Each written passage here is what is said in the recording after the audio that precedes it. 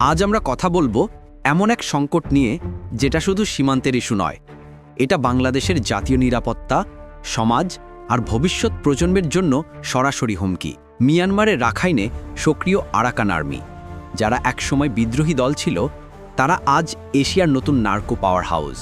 তারা এখন নতুন গোল্ডেন ট্রায়াঙ্গেল তৈরি করেছে, যার বার্ষিক আয় $100 কোটি ছাড়িয়ে গেছে। এই অর্থ দিয়ে তারা কিনছে ড্রোন, ভারী অস্ত্র আর তৈরি করছে নিজের প্রশাসন।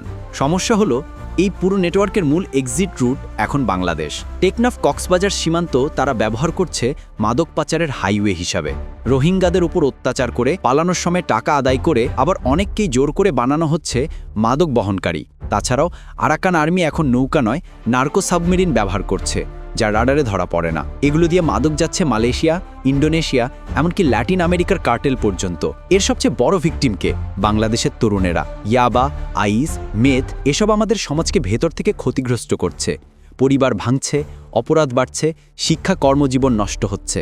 একটা পুরো প্রজন্ম ঝুঁকিতে। বাংলাদেশ কি সত্যি হুমকিতে? আর হুমকিটা সীমান্তের ওপার নয়, এখন আমাদের ভেতরে ঢুকে পড়েছে। এখন প্রয়োজন দ্রুত ও কঠোর ব্যবস্থা, সীমান্ত নিরাপত্তা, গোয়েন্দা নজরদারি, আন্তর্জাতিক সহযোগিতা বাড়ানো। কারণ এই নতুন গোল্ডেন ট্রায়াঙ্গেল দেরি করলে শুধু রাখাইন নয়, বাংলাদেশকেও গ্রাস করবে।